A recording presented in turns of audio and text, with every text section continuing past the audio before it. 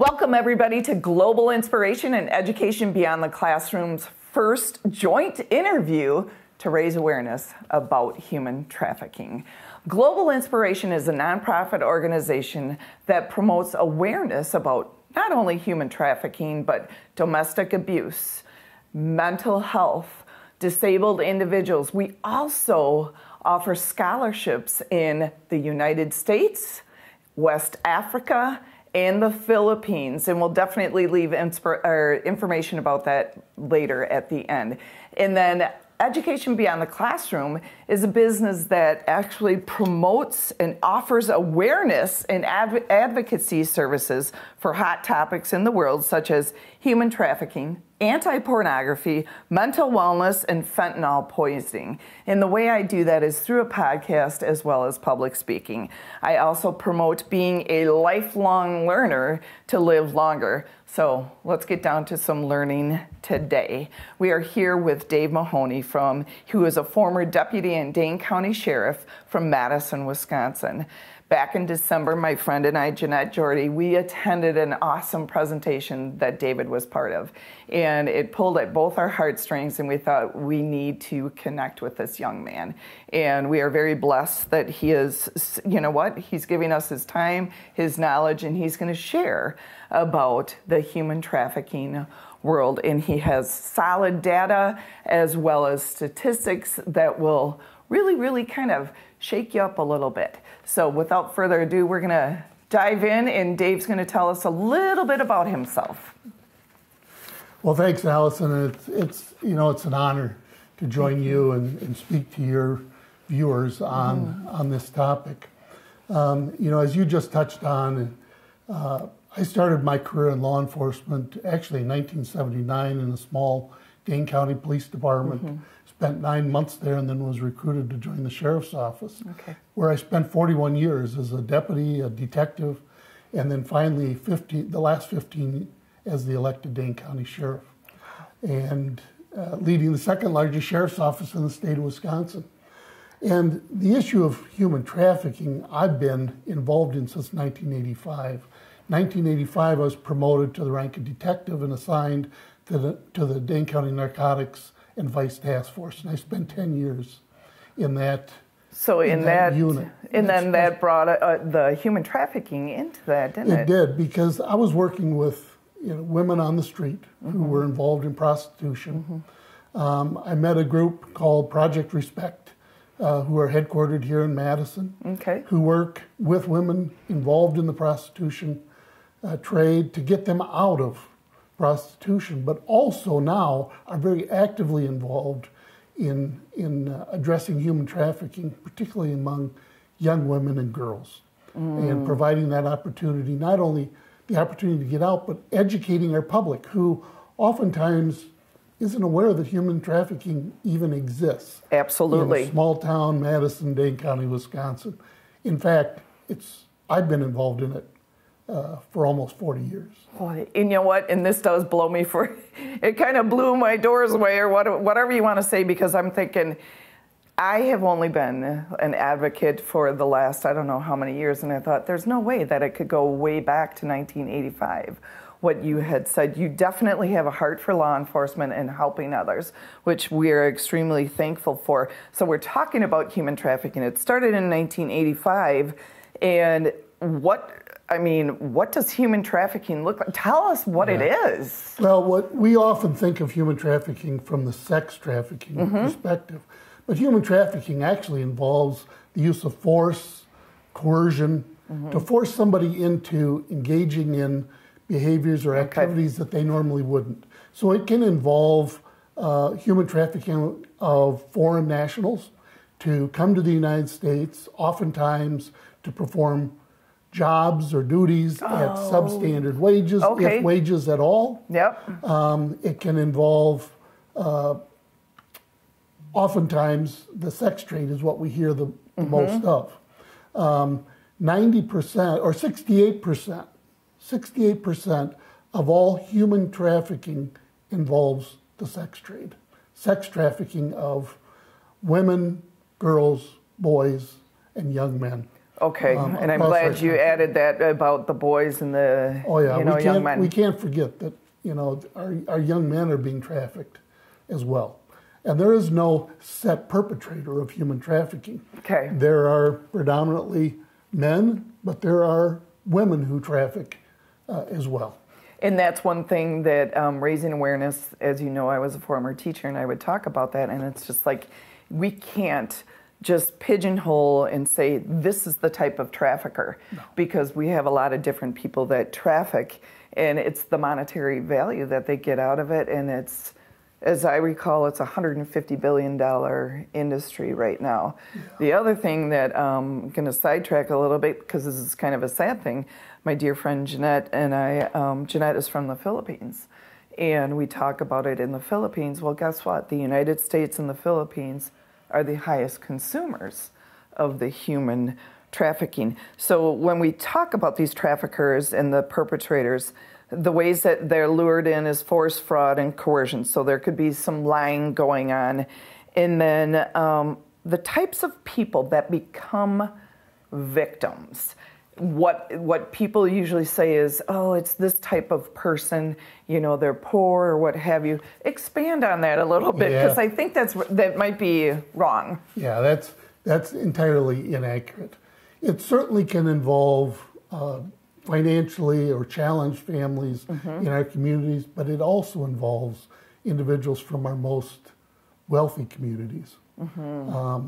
We had, many of your viewers may remember a story regarding a former UW athlete who trafficked herself, and quite honestly came from a very good background, highly educated at one of our greatest universities, who, because of other peripheral issues, was engaged in I recall that, I recall that whole incident, and it ended up being, we were just talking about a mental wellness issue. It is, yeah. And I tell you what, and we were just talking, you guys, beforehand about mental wellness, and there is, like, the mental wellness, substance abuse, human trafficking, all of this connects. And it takes raising that awareness and educating about some of these things. So in Dane County right now, how many active cases, and then lead us into the counties. Tell us about, so we're in Wisconsin right now, you guys, United States, Wisconsin. So tell us about what's going on here. We think of living in the Midwest and in Wisconsin with strong Wisconsin values that we don't see, and we don't have our citizens involved in human trafficking.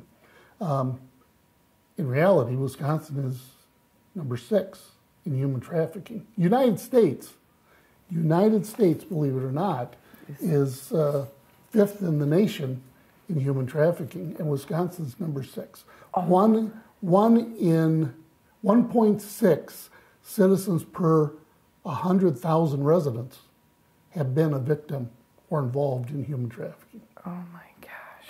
And of that, I get back to that 68% of all human trafficking victims are involved in the sex trafficking trade. Right. 90% of that 68% are women and young girls. And the young girls are generally, the data shows, between the ages of 12 and 15 years of age.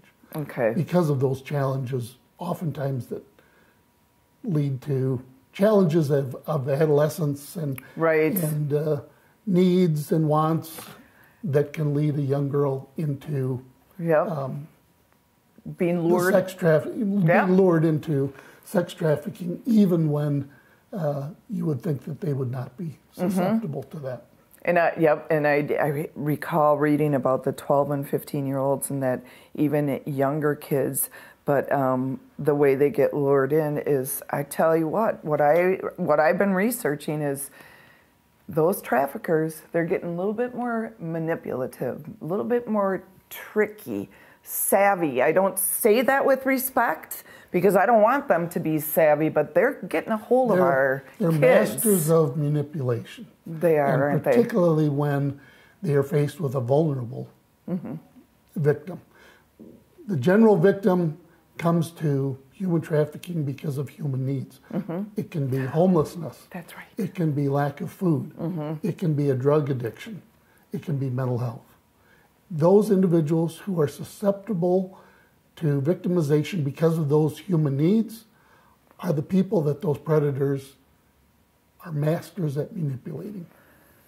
That makes sense. I remember that. Yes, that makes sense. So let's go down the path of, okay, did they get trafficked? How as an audience, what can we tell our audience? What are the signs? How are we going to know if a person's being trafficked? And I know you know about the young lady who was a flight attendant. She saw that, and people are getting trained in businesses more and more. What do we look for? Yeah. So again, I come back to who are the victims? Anybody in a vulnerable state, whether it be adult or predominantly young adolescent females are the most victimized, but young boys are as well. Oftentimes it's for shelter. They may be homeless or kicked out of the house, or they're a runaway who need a place to stay, and they fall victim to a predator. It can be a drug addiction. So they engage in these behaviors on drugs, to feed a drug or alcohol habit, predominantly drug habit. And you touched briefly on fentanyl. You know, the opiate addiction is the #1 drug that we're battling nationwide currently.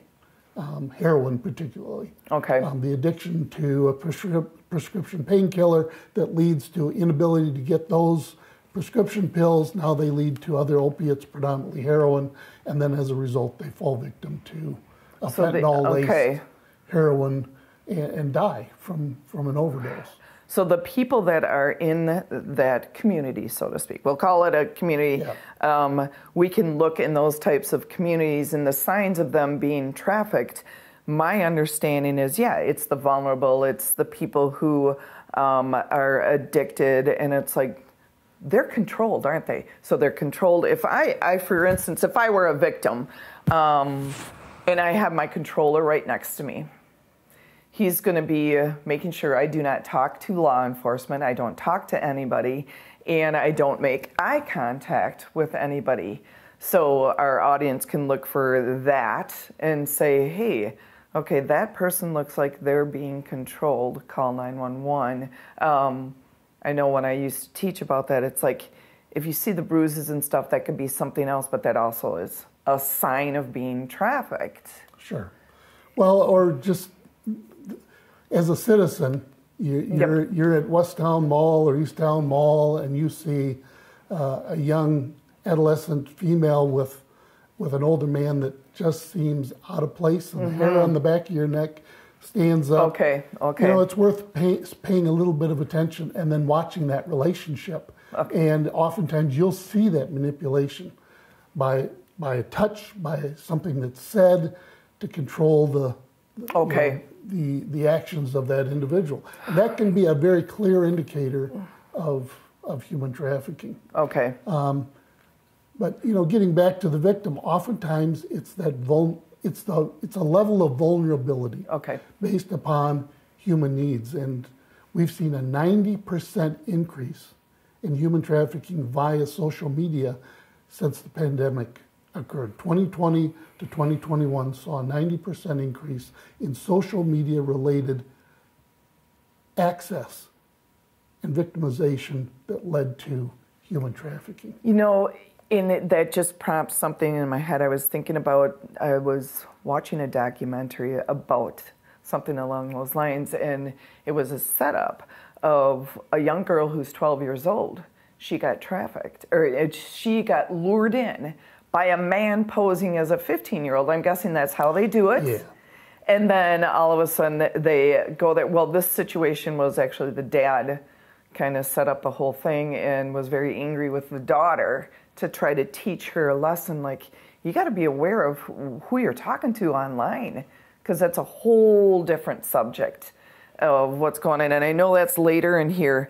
And I know when we went to your presentation, Jeanette and I, you talked about trafficking takes place in every single county in this state. All 72 counties in Wisconsin are impacted.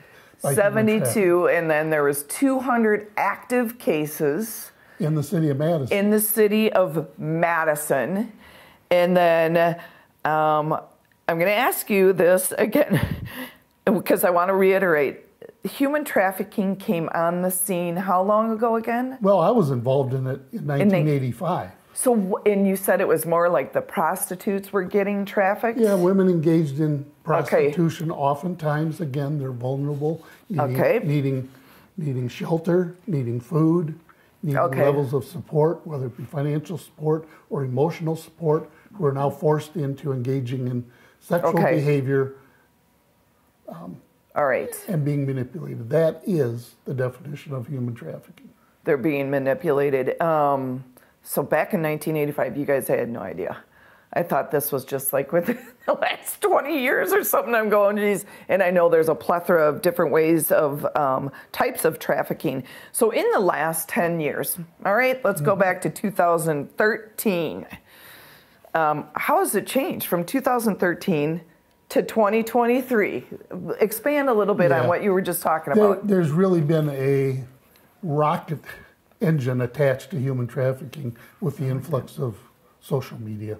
That inability or that ability to reach out to a victim and manipulate and control somebody through social media contacts. Okay. If you're a predator, you can pose as I'll give you an example of a case that I worked. So a young 15-year-old high school student who is feeling out of place at home, not being understood. Maybe fighting with mom and dad over dating issues or anything of that nature. In this case, it was about adolescents growing up and not being able to have that conversation with mom and dad. Got involved in social media contacts. And social media isn't just Facebook or Twitter or Instagram. It can be through a gaming site. So you could have a child who's involved in gaming, and because there's dialogue, you can have a predator engaging in conversations through a gaming site. All right, I was not aware of that. Gaming site? Yeah. Oh boy. Yeah. If you can interact with somebody in any social media phase, including gaming, you can control somebody. And so in this case, it was through social media interaction. And the individual appealed to the needs of this young girl, appeared as a 15-year-old high school student at her high school because she had posted information about herself, her family, where she went to school, pictures. So this perpetrator knew what she looked like, knew what she liked from following her on social media, and appealed to that need. And ultimately, it led to, I want to have a relationship, I want to support you. Oh boy. Will you take some intimate pictures? And she ended up taking some photographs. In what's referred to as sexting. Took some photographs, posted them on social media in what she believed was a private interaction with this with just that 15-year-old. And ultimately, that was the catch, or the hook, if you will, because that individual turned out to be a convicted sex predator who now used those photographs by sending them back to her saying, if you don't meet with me, I'm going to expose the photographs to your parents. So she met. It ultimately ended up in coercion into sexual contact. Oh my goodness. And he continued to use that as a means to control this young high school student. It eventually led to her engaging in sex with his friends. And he was getting money. And he was getting money for it, until she eventually acknowledged to her parents what she was involved in. Okay, so now the case is it done? But I mean, yeah, he was ultimately arrested. Okay, he was arrested, but by all means, for that young girl, that's going to be repercussions for quite a while. Oh, she carries the she carries that trauma of being involved in that behavior, and maybe by disclosure to her family, not understanding the manipulation that occurs by these predators, is further, further victimized with the trauma. Let me ask you this, and this wasn't on my list, but you tell me that story, and I think, I know from teaching my high school kids, all their information is out there. Oh, yeah. So how do you even stop that? I mean, because in my novice brain, I'm thinking any predator, anybody who wants to acquire a victim or, manipulate, coerce, they're going to start, cruising online and finding all that information. Any suggestions for that to stop? Well, the best suggestion to stop it is, in this case, young adolescent kids, boys or girls, is parents having that conversation with their kids. Okay. And being upfront about what takes place, how kids are trapped into these relationships or these behaviors, and keeping an open conversation that, as a parent, you can tell me anything. I like that. You can tell me anything. And then, as a parent, maybe biting your tongue once in a while. And imagine the parents of this young 15-year-old, when she felt to get out, she had to disclose the fact that she had sent provocative, sexually related pictures, engaged in sex with this predator and with his friends. And then the immediate parental response can make the difference between her further victimization or a loving relationship. And so I tell parents, and one of the things I'm doing is traveling the Diocese of Madison on behalf of the bishop, talking about human trafficking in our parishes. And the message I try to deliver is, it's a tough job being a parent. It is. There's no instruction manual. There isn't. By all means, there is not. No, it's not out there. And I can't imagine this. Well, I can imagine the struggle, because I've worked the cases as a detective, and I knew the cases, while serving as sheriff. I know the cases of what it's like to be a parent when those messages come home. But it is so critical. First, to have that conversation up front. If your child's going to have a cell phone, a smartphone, to have those conversations about what information you put out, how you put it out, and to be sure that when you're sharing information with people that you know the people, it's not just some random person online. Okay, yeah. I like that. Connection, communication. 2 words came to mind when you were talking. It's like the judging and the shaming has to go by the side as a parent. Yeah. Because often I think as parents, sometimes you want to judge and go like, what you're my child, and how dare you? But that's going to shut them down and push them away. Yeah. So I like that communication. So keep moving with the different types of trafficking. Again, I know Jeanette and I have talked about, like child sex tourism, but the different types of trafficking that are out there. You talked about sex trafficking and forced labor. And are those the types that are... Yeah, we've had cases of that in Wisconsin. We've had cases of that in Dane County with, what comes to mind is a dairy farm in Dane County, in which a number of undocumented aliens were working at substandard payment and payment and wages and being victimized. But I go back to 1985. I remember a restaurant that I used to frequent as a detective being shut down in Madison because of immigrant labor and not meeting minimum wage standards. That's a form of human trafficking. That is. Taking advantage of somebody by threat of exposing their immigration status or taking their passports. Okay. And Oh. The only way to get it back is to work off a debt. That's what's occurring on our southern border on many occasions. We have undocumented aliens coming across with promises of labor. They're then gathered up and said, you're going to work off your debt for bringing you into the United States. And then they get put into various forms of labor and are there forever because they never get out from under the debt bondage. The debt bondage, because they're being provided housing. So you got to work off your housing. You got to work off your food. Food, yep.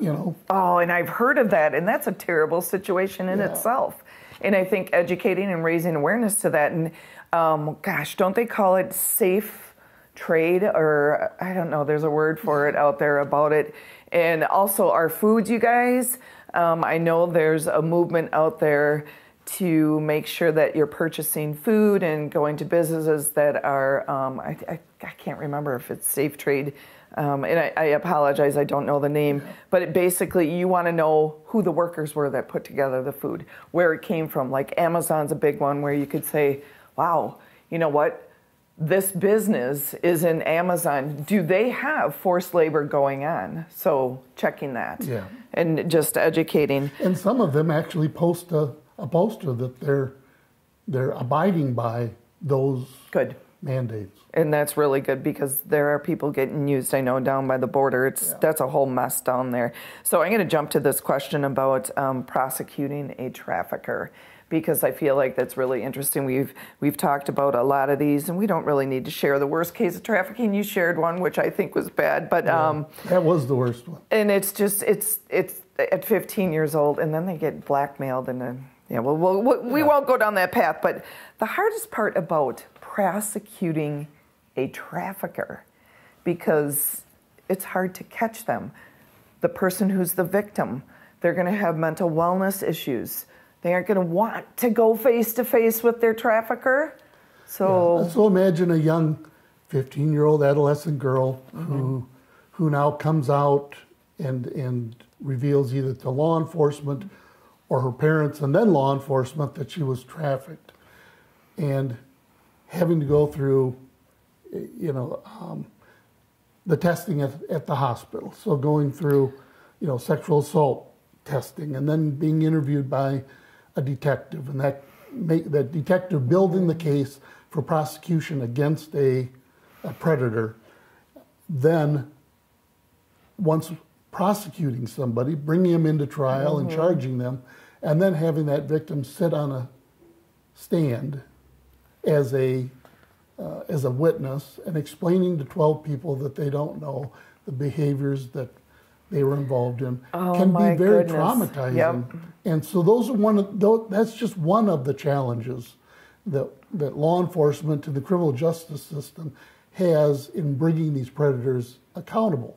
Now, we're all well-trained and cognizant of these issues, so we try to make it as easy as possible for these victims. But it's also difficult to make a case against the predator.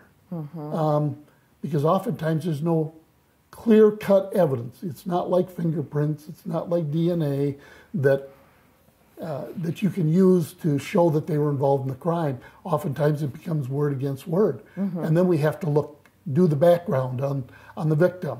And is there evidence of injury or abuse? We pick up other witnesses who indicate that, yes, this person was responsible for connecting me with the woman, the young girl, the young boy, because we have to keep in mind, this occurs to young boys as well. There's a segment of the predator environment that wants to prey on young boys. Oh yeah, and I know, and boy, oh boy, I wish we had like hours to talk, because I know we could go down the child sex tourism and how I always talk about supply and demand. If the demand is there, then the predators are going to supply people, with their victims, so to speak. It could be a 9-year-old, and I know it's getting younger and younger, our ages now, so, but 12 to 15 is that specific. Do you have anything that you can share with our audience besides resources? I'm going to encourage people to be advocates and, anything else you want to share with them to help, for this cause and end the human trafficking? Not only to help law enforcement by reducing the number of victims of human trafficking, but to decrease the number of victims, particularly among parents. Have that conversation with your kids. Seek out help from your local law enforcement if you don't feel comfortable having that conversation. Get the talking points before you sit down to have that conversation.